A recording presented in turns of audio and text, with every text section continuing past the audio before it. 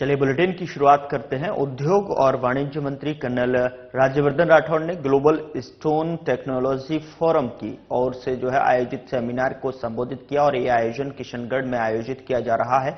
इस दौरान मंत्री कर्नल राज्यवर्धन राठौड़ ने उद्योगपतियों और निवेशकों से मिलकर स्टोन इंडस्ट्री में नए इनोवेशन और टेक्नोलॉजी, राजस्थान के पत्थर उद्योग में उपलब्ध व्यापक संभावनाओं, नवीन नीतियों और निवेश के अवसरों पर चर्चा की। मंत्री ने कहा कि राजस्थान के पत्थर और कारीगर देश ही नहीं अपितु विदेशों में भी अपनी खास पहचान बना रहे हैं।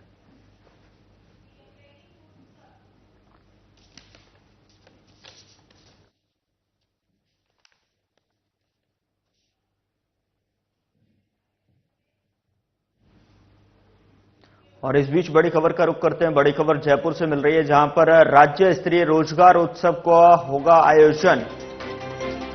बड़ी खबर, मंत्रियों को दी गई जिम्मेदारी। 12 जनवरी को है रोजगार उत्सव कार्यक्रम। बिड़ला ऑडिटोरियम जयपुर में होगा मुख्य समारोह। कई विकास कार्यों का होगा लोकार्पण और शिलान्यास। नवनियुक्त कर्मयोगियों को दिया जाएंगे नियुक्ति पत्र। मंत्रियों को दी गई जिला मुख्यालय पर उपस्थित रहने की जिम्मेदारी। जयपुर से इस वक्त की बड़ी और अहम जानकारी आप तक पहुंचा रहे हैं, जहां पर राज्य स्तरीय रोजगार उत्सव का आयोजन होगा। मंत्रियों को इसकी जिम्मेदारी दी गई है। 12 जनवरी को रोजगार उत्सव कार्यक्रम है और बिड़ला ऑडिटोरियम जयपुर में इसका मुख्य समारोह होगा। कई विकास कार्यों का यहां पर लोकार्पण और शिलान्यास किया जाना है। नवनियुक्त कर्मयोगियों को दिए जाएंगे नियुक्ति पत्र। तो राज्य स्तरीय रोजगार उत्सव का आयोजन होने जा रहा है और जयपुर से इसको लेकर बड़ी जानकारी आप तक पहुंचा रहे हैं।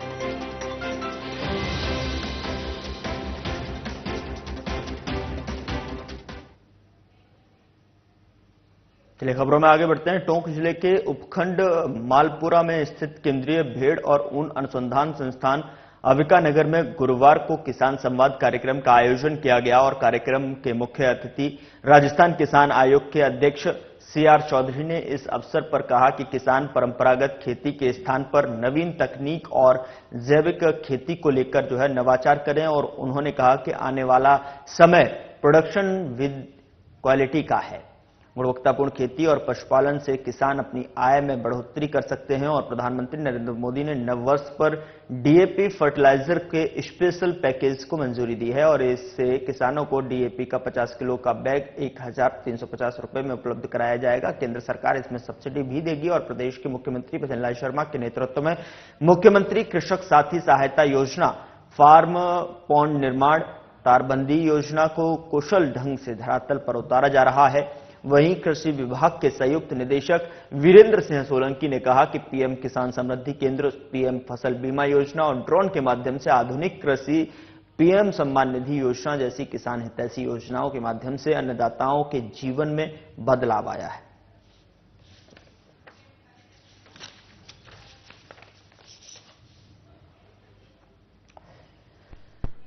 उधर श्री गंगानगर में रायसिंह नगर में पंचायत समिति के अटल सेवा केंद्र में जिला कलेक्टर ने VC के माध्यम से जन सुनवाई की और इस दौरान SDM सुभाष चंद्र चौधरी ने पंचायत समिति अटल सेवा केंद्र पर आए परवादियों की सुनवाई कर निस्तारण किया। और आपको बता दें कि जन सुनवाई में कुल 22 प्रकरण प्राप्त हुए हैं और SDM ने परवादियों के प्रकरणों से संबंधित विभागों के अधिकारियों को 7 दिन के अंदर निस्तारण करने के निर्देश दिए हैं और इस मौके पर ब्लॉक स्तर के अधिकारी भी यहां पर मौजूद रहे। बीते गुरुवार को उपखंड स्तरीय जन सुनवाई का कार्यक्रम था, जिसके अंदर अटल जन शिविर का आयोजन किया गया और ये पंचायत समिति के VC हॉल में किया गया। इसमें टोटल 22 प्रतिवेदनाएं प्राप्त हुई हैं। जिस डिपार्टमेंट की भी होती है उस संबंधित ब्लॉक लेवल ऑफिसर को अगले 7 दिनों में इसका निस्तारण करने का निर्देशित किया गया है। हनुमानगढ़ के नोहर में जिला कलेक्टर कानाराम ने गुरुवार को नोहर उपजिला चिकित्सालय और PM श्री विद्यालय का निरीक्षण किया। उन्होंने उपजिला चिकित्सालय में प्रत्येक वार्ड का दौरा करते हुए भर्ती मरीजों और प्रसूताओं से बातचीत की और अस्पताल की व्यवस्थाओं पर भी फीडबैक लिया है। उन्होंने नवनिर्मित भवन के निर्माण कार्य में तेजी लाने, साफ सफाई की स्थिति में सुधार और टीबी अभियान में एक्सरे मशीनों का अधिकतम उपयोग करते हुए प्रतिदिन 100 से अधिक एक्सरे सुनिश्चित करने के निर्देश दिए हैं। इसके बाद जिला कलेक्टर ने नोहर स्थित हजारीमल, जोरमल, पेड़ीवाल राजकीय पीएमश्री उच्च माध्यमिक विद्यालय का औचक निरीक्षण किया। इस दौरान उन्होंने प्रयोगशालाओं का निरीक्षण करते हुए 12वीं कला वर्ग के विद्यार्थियों से अक्षांश, देशांतर और सूर्य ग्रहण संबंधी प्रश्न पूछे। विज्ञान प्रयोगशाला में विद्यार्थियों से प्रयोग के बारे में भी फीडबैक लिया गया है। निरीक्षण के दौरान उन्होंने बेहानी फुटबॉल स्टेडियम और एसडीएम कार्यालय का भी दौरा किया और इस निरीक्षण का उद्देश्य स्वास्थ्य और शिक्षा संस्थानों में सेवाओं की गुणवत्ता सुनिश्चित करना और प्रशासनिक व्यवस्थाओं में सुधार लाना है।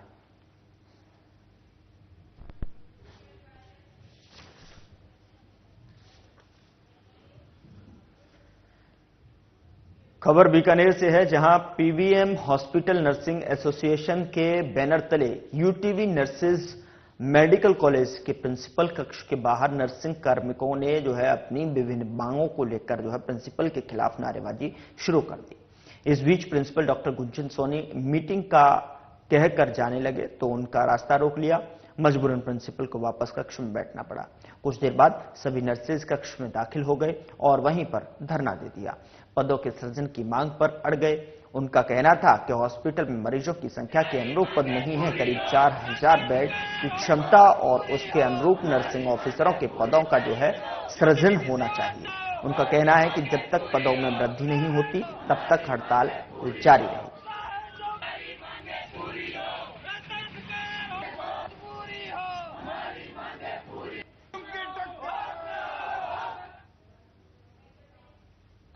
उधर बीकानेर के स्वामी केशवानंद राजस्थान कृषि विश्वविद्यालय में गणतंत्र दिवस की तैयारियों को लेकर कुलपति डॉक्टर अरुण कुमार की अध्यक्षता में बैठक का आयोजन किया गया और बैठक में कुलपति डॉक्टर अरुण कुमार ने गणतंत्र दिवस की तैयारियों को लेकर सभी संबंधित अधिकारियों को दिशा निर्देश दिए।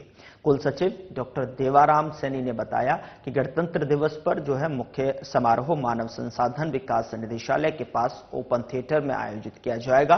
कार्यक्रम के मुख्य अतिथि कुलपति डॉक्टर अरुण कुमार होंगे और मुख्य अतिथि के द्वारा झंडारोहण किया जाएगा। इससे पहले सुबह 8 बजे सभी कॉलेजों में अधिष्ठाताओं के द्वारा झंडारोहण किया जाएगा। कुल सचिव डॉक्टर सैनी ने बताया कि समारोह में सभी विभागों की झांकी निकाली जाएंगी और एनसीसी, एनएसएस, कृषि महाविद्यालय, आईएबीएम और सामुदायिक विज्ञान महाविद्यालय के स्टूडेंट्स और गार्ड्स के द्वारा मार्च पास्ट किया जाएगा। साथ ही बेहतरीन कार्य करने वाले शैक्षणिक और गैर शैक्षणिक कार्मिकों को बेस्ट एम्प्लॉय अवार्ड से भी सम्मानित किया जाएगा।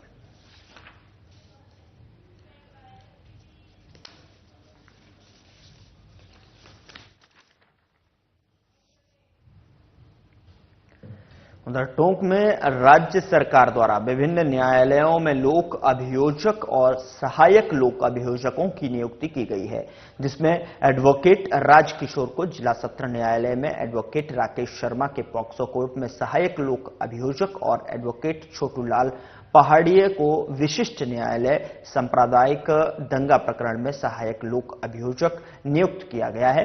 नियुक्त किए गए लोक अभियोजकों का गुरुवार को पूर्व विधायक और बीजेपी जिलाध्यक्ष अजीत सिंह मेहता के निवास पर अभिनंदन किया गया, जिसमें सभी के द्वारा जिलाध्यक्ष का आभार व्यक्त किया गया है। इस मौके पर पूर्व प्रधान खेमराज मीणा और विष्णु चावला और साथ ही आपको बता दें कि वरिष्ठ पत्रकार एसएन चावला ने नियुक्त किए गए लोक अभियोजकों को माला पहनाकर अभिवादन किया गया।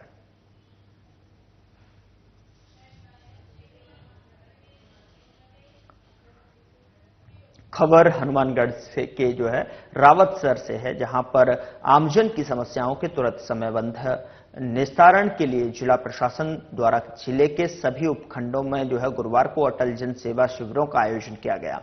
जिला कलेक्टर कानाराम ने रावतसर उपखंड में आयोजित शिविर में भाग लेकर जन सुनवाई की और इस दौरान पेंशन, खेत के रास्ते, अतिक्रमण डिग्गी की सफाई और पीएचसी निर्माण, सड़कों की गुणवत्ता से जुड़ी 41 परिवेदनाओं को सुना और अधिकारियों को त्वरित उसके समाधान के निर्देश दिए। शिविर में जमुना द्वारा जेंडर परिवर्तन के कारण बंद पेंशन का मामला उठाने पर कलेक्टर ने तत्काल समाधान के निर्देश दिए। मनरेगा में गड़बड़ी पर दोषी मेटो को ब्लैकलिस्ट करने के ज्ञापन पर जांच के आदेश जारी कर दिए हैं। रावतसर में डिग्गी सफाई की मांग पर PHED अधिकारी ने 16 जनवरी को निविदा प्रक्रिया और फरवरी में सफाई सुनिश्चित करने की बात कही है, तो वहीं जिला कलेक्टर ने न्योलखी में आवंटित PHC के भवन का निर्माण कार्य शुरू करवाने और बुधवालिया के 8 km में विद्युत तारों की जांच करवाने, सड़क पर अतिक्रमण को लेकर सौंपे गए ज्ञापनों पर सड़क सुरक्षा सप्ताह में कार्रवाई करने के निर्देश दिए हैं।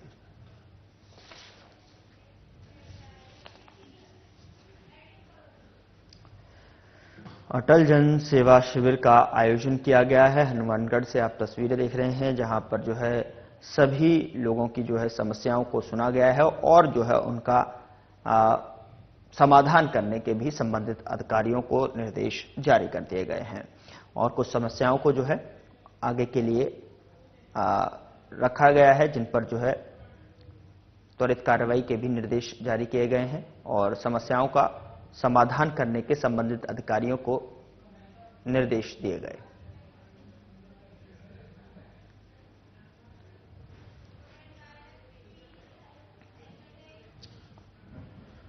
हनुमानगढ़ में नागरिकों और स्कूली बच्चों को एनडीआरएफ टीम ने आपदा प्रबंधन का प्रशिक्षण दिया और बड़ोदरा के आरसी किशनगढ़ अजमेर से आई एनडीआरएफ के कमांडेंट सुरेंद्र सिंह और हनुमानगढ़ जिला कलेक्टर के संयुक्त निर्देशन में स्कूली बच्चों को आपदा से बचाव को लेकर जरूरी जानकारी साझा की गई। राजकीय उच्च माध्यमिक बालिका विद्यालय में टीम कमांडर निरीक्षक राजेंद्र प्रसाद भाटी और उनकी टीम के सदस्यों ने किसी भी आपदा में घायल लोगों को प्राथमिक उपचार के बारे में बताया और CPR के बारे में भी जानकारी दी है और अपने घरेलू वस्तुओं से बाढ़ जैसी आपदा में जीवनदायी प्रकरण बनाने और जानकारी दी और बच्चों को भूकंप जैसी आपदा में कैसे क्लासरूम से बाहर निकलें और बचाव करें, इसकी भी जानकारी साझा की गई।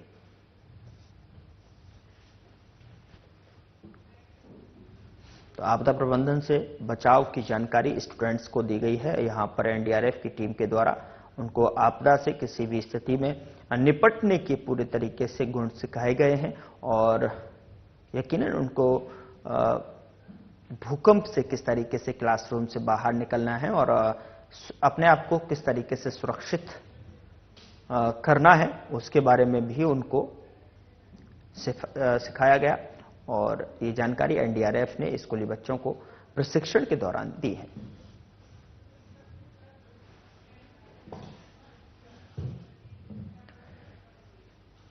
टोंक पोक्सो कोर्ट ने बालिका से दुष्कर्म आरोपियों को 20 साल के कठोर कारावास और कुल 2,25,000 रुपए के अर्थदंड की सजा सुनाई है। बता दें कि विशिष्ट लोक अभियोजक राकेश शर्मा ने बताया कि जुलाई 2023 को पीड़िता बालिका के पिता ने मालपुरा थाने में मामला दर्ज करवाया था। पुलिस ने इस मामले में प्रकरण दर्ज करने के बाद एक सभी को गिरफ्तार किया। वहीं 23 नवंबर 2023 को उनके खिलाफ कोर्ट में चालान पेश किया गया।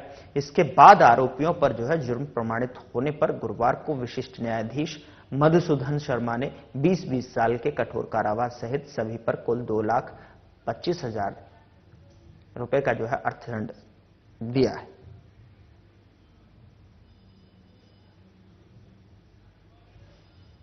प्रकरण में 4 एक्यूज को 20 साल की सजा सुनाई है, जिसमें पीड़िता के पिता ने रिपोर्ट दर्ज कराई थी कि उसकी भांजी और उसकी पुत्री तालाब पर शौच करने गई थी और तालाब पर शौच करने गई तो वहां पर कई 5-7 व्यक्ति आए और आकर के उन्होंने उसको जबर उठा के ले गए, जिसमें से इस भागा दौड़ी के अंदर एक लड़की वहां से निकलकर चली गई।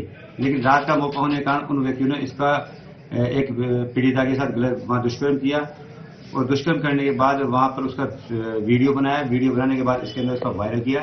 वायरल करने के बाद इसके अंदर एक्यूज्डों की शिनाख्त हुई और एक्यूज्डों की पहचान हुई। उस पहचान के आधार पर यहाँ पर चालान पेश किया गया। मुकदमा पूरा थाना मालपुरा का है। ये जो वहां अनुसंधान के दौरान इसके अंदर कई गवाह पेश किए गए, सारे डॉक्यूमेंट्स पेश कराए, सभी के द्वारा इस प्रमाणित माना है। आरोपी कहाँ के हैं, क्या क्या नाम है? आरोपी इसके अंदर एक राकेश है उर्फ मिर्चिया है जो टोडी का रहने वाला है और दूसरा है इसके अंदर रामपुर है और एक राजू है और एक मंगल राम है। इसके अंदर ये 4 व्यक्ति हैं और चारों व्यक्तियों को 20 साल की सजा और सभी को मिलाकर के 2,25,000 रुपए का जुर्माना इन सब पे आहत किया गया। उधर टोंक पुलिस अधीक्षक विकास सागवान के निर्देशानुसार जिले में अवैध मादक पदार्थों के व्यापार पर अंकुश लगाने के लिए अभियान चलाए जा रहे हैं। इसके अंतर्गत पुरानी टोंक थाना पुलिस ने 4.5 किलो अवैध गांजा के साथ में एक युवक को गिरफ्तार किया है। मिली जानकारी के अनुसार पुरानी टोंक थाना प्रभारी उदयवीर सिंह पुलिस टीम ने गश्त के दौरान कार्रवाई को अंजाम दिया है। गश्त के दौरान चतुर्भुज तालाब पर स्थित जैन नसिया मंदिर के पास एक युवक संदिग्ध हालत में मिलने पर उससे पूछताछ की गई तो युवक संतोषजनक जवाब नहीं दे पाया, जिसके बाद उसकी तलाशी ली गई। उसके पास से 4 किलो 547 ग्राम अवैध गांजा बरामद हुआ। पुलिस ने तस्कर को गिरफ्तार कर गांजा जब्त कर लिया है।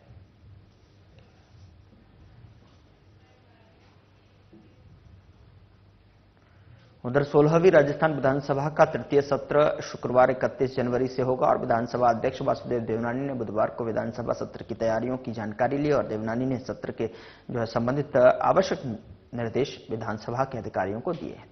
देवनानी ने बताया कि 31 जनवरी को राज्यपाल हरबाऊ बागड़े के अभिभाषण से विधानसभा पहुंचेंगे और वहां पर उनका अभिभाषण होगा और विधानसभा अध्यक्ष वासुदेव देवनानी, सदन के नेता एवं मुख्यमंत्री भजनलाल शर्मा, संसदीय कार्य मंत्री जोगाराम पटेल और विधानसभा के प्रमुख सचिव भारत भूषण शर्मा राज्यपाल बागड़े का स्वागत करेंगे और जिसके बाद राज्यपाल को विधानसभा में RAC बटालियन द्वारा गार्ड ऑफ ऑनर दिया जाएगा।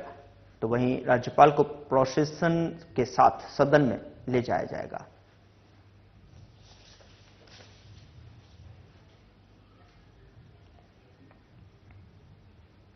उधर राजस्थान विधानसभा का सत्र 31 जनवरी से शुरू होने जा रहा है। सत्ताधारी बीजेपी को सदन में घेरने के लिए कांग्रेस ने पूरी तरीके से तैयारी कर ली है। साथ ही आपको बता दें कि नेता प्रतिपक्ष टीकाराम जूली इन दिनों विधानसभा सत्र की तैयारियों में जुटे हुए हैं। इस सत्र में विपक्षी दल कांग्रेस जिलों को खत्म करने और अंग्रेजी माध्यम स्कूल की समीक्षा के सरकार के फैसले पर सत्ता पक्ष को घेरने की तैयारी कर रही है। तो वहीं इसके साथ ही प्रदेश में कानून व्यवस्था को लेकर भी सरकार को घेरने की तैयारी है। इसको लेकर नेता प्रतिपक्ष टीकाराम जूली ने कहा कि पिछले 1 साल में सरकार ने जो जन विरोधी फैसले लिए हैं, चाहे पूर्ववर्ती सरकार के समय बने 9 जिले और 3 संभागों को खत्म करने का मामला हो या महात्मा गांधी अंग्रेजी माध्यमिक स्कूलों की समीक्षा करने का फैसला, आने वाले विधानसभा सत्र में प्रतिपक्ष सत्ता पक्ष को घेरेगा।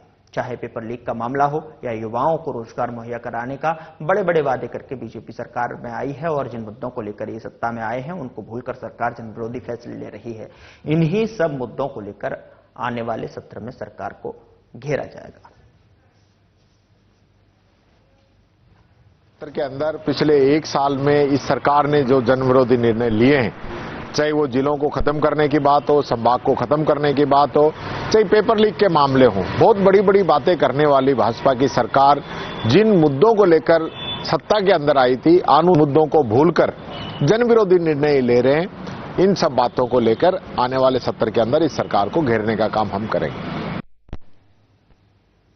उधर राजस्थान सरकार में युवा मामले सह खेल मंत्री राज्यवर्धन राठौड़ ने यशस्वी प्रधानमंत्री नरेंद्र मोदी और मुख्यमंत्री भजनलाल शर्मा के कुशल मार्गदर्शन और नेतृत्व में राज्य मंत्री राजस्थान सरकार के विश्नोई की गरिमामयी उपस्थिति में SMS स्टेडियम जयपुर में राज्य स्तरीय युवा महोत्सव 2025 का शुभारंभ कर समस्त युवाओं एवं खिलाड़ियों का उत्साहवर्धन किया। तो वहीं राठौड़ ने कहा कि विज्ञान, प्रौद्योगिकी और नवाचार थीम पर आधारित युवा महोत्सव के अंतर्गत विभिन्न सांस्कृतिक और खेल प्रतियोगिताओं का आयोजन होगा और जहां पर ग्रामीण स्तर तक चयनित होगा और आए प्रतिभागियों को इसमें अपना हुनर दिखाने का सुनहरा अवसर मिलेगा। तो वहीं कर्नल राठौड़ ने कहा कि चुनौतियों का सामना कर उन्हें परास्त करना ही चैंपियन की पहचान है। हमारी युवा शक्ति में लक्ष्य हासिल करने की क्षमता है। युवाओं को सफलता और उत्कृष्टता प्राप्त करने के लिए सभी अवसर प्रदान करने के लिए हम सभी प्रतिबद्ध हैं और देश की सांस्कृतिक समृद्धि का महत्वपूर्ण स्रोत है बहुरंगी कलाएं। भावी पीढ़ी अपनी संस्कृति के जिस स्वरूप को देखती है उसी के अनुरूप अपने जीवन के नए मूल्यों का निर्माण करती है। इसलिए हम सबकी जिम्मेदारी है कि बच्चों को अनुभव आधारित शिक्षा के द्वारा हमारे समृद्ध सांस्कृतिक विविधता से जोड़ें और एक भारत श्रेष्ठ भारत के गौरवशाली दृष्टिकोण से परिचित और प्रेरित कराएं।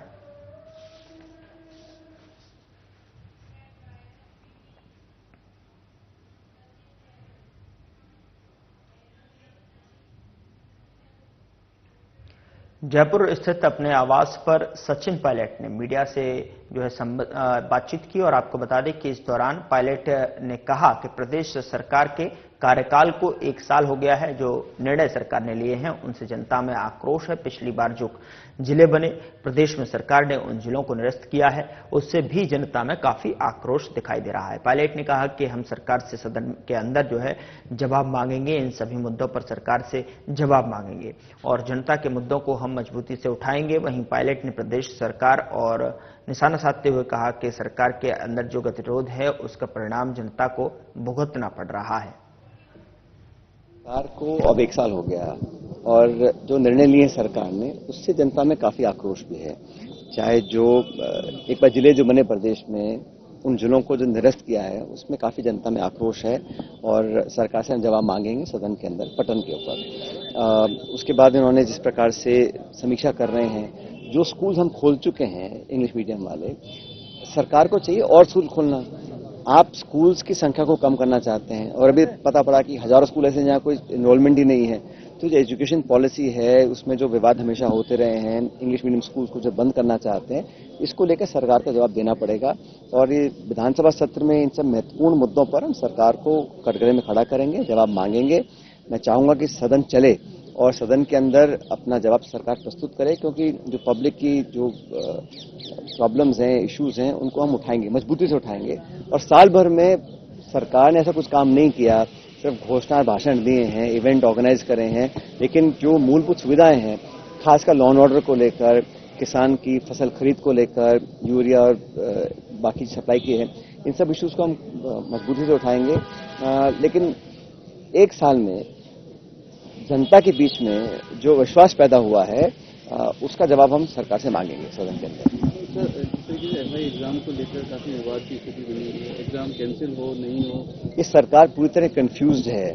सरकार के मंत्री बोलते हैं हम कैंसिल कराएंगे, सरकार बोलती कैंसिल नहीं कर सकते हैं। तो सरकार के अंदर जो गतिरोध चल रहा है उसका परिणाम जनता को भुगतना पड़ रहा है। एक स्पष्ट नीति होनी चाहिए, स्पष्ट निर्णय लेना चाहिए। इतने महीने हो गए इसको लटकाते हुए, पता नहीं पड़ रहा है कि सरकार चाहती क्या है। एसआई की भर्ती की बात हो या बाकी परीक्षाओं की बात हो, अनिश्चितता और अनिर्णय की जो स्थिति है उससे जनता में बहुत एक कंफ्यूजन पैदा होता है। और क्योंकि सरकार में इतने सारे मल्टीपल पावर सेंटर बन चुके हैं, मंत्री कुछ बोलते हैं, सरकार कुछ बोलती है और जनता पिस रही है और इस तरह से मजाक बना हुआ है। तो स्टेट गवर्नमेंट को चाहिए अपनी नीति स्पष्ट करे। और जिन्होंने जो वादे किए थे, 4 लाख रोजगार की बात की थी, अभी रोज मैं अखबार में पढ़ता हूं कि युवाओं को हम नौकरी देंगे, स्कॉलरशिप देंगे, लेकिन धरातल पर कोई भी स्कीम उतर नहीं पा रही है और कहीं ना कहीं सरकार का फेलियर है। स्टेट गवर्नमेंट की जिम्मेदारी होती है, जो आप चुनाव लड़े थे जिन मुद्दों को लेकर, उन मैनिफेस्टो में जो आपने पॉइंट्स रेज किए थे उनको पूरा करें। सरकार हर मोर्चे पर फेल रही है और अभी भी मुझे लगता है कि सरकार के अंदर जो डायरेक्शन दिल्ली से आते हैं, सरकार में जो ब्यूरोक्रेसी हावी है, जो जनप्रतिनिधि, जो सत्ताधारी के जो एमएलए विधायक हैं, मंत्री हैं, वही अपने आप को असहाय महसूस करते हैं। तो गवर्नेंस जो है बिल्कुल भगवान भरोसे चल रही है यहाँ पर। सर, दिल्ली में नया ऑफिस मिलने जा रहा है आपको, क्या नए चेहरे? और बहुत लंबे समय के बाद हम लोग अपना जो मुख्यालय है कांग्रेस पार्टी का उसको शिफ्ट कर रहे हैं और 15 तारीख को उसका उद्घाटन खड़गे साहब, सोनिया जी, राहुल गांधी जी करेंगे और मुझे लगता है कि एक नई शुरुआत वहाँ से होगी। बहुत दिनों से चर्चा थी और फाइनली वो दिन आ गया जब कांग्रेस पार्टी का नया मुख्यालय पर हम सब लोग वहाँ पर शिफ्ट करेंगे और वहाँ से पार्टी का संचालन होगा। जैसा खड़गे जी ने कहा, 2025 जो है ये संगठन को ताकत देने का साल है। बहुत ज्यादा चुनाव इस साल नहीं है, तो पूरे साल भर में संगठन को, कार्यकर्ताओं को मेहनत कर कर जो हमारा स्ट्रक्चर है उसको और पुख्ता बनाने का साल है और हम पूरी ताकत के साथ इस काम में जुट जाएंगे। सर, आपके समय पंचायत समितियों में बदलाव हो चुके थे, अब नई सरकार जिलों के बाद में उनमें भी कहीं लग रही है कि मंशा देखो आप सरकार की, जो प्रधान, प्रमुख, जिला परिषद, पंचायत समिति में चुनाव होने चाहिए वो समय पर नहीं हो पा रहे हैं। शहरों में चुनाव होने चाहिए उसको डिले कर रहे हैं, कभी परिसीमन के नाम पर, कभी जनसंख्या के नाम पर, कभी सेंसस के नाम पर लगातार डिले कर रहे हैं। केंद्र सरकार ने शुरू किया 1 नेशन 1 इलेक्शन, वो कब कारगर होगा हमें मालूम नहीं है, लेकिन बहुमत नहीं है सरकार के पास, केंद्र सरकार के पास सदन के अंदर, पार्लियामेंट में, कि उसको पारित कर पाए। तो हमेशा ही फिलहाल बुलेटिन में इतना ही। नमस्कार।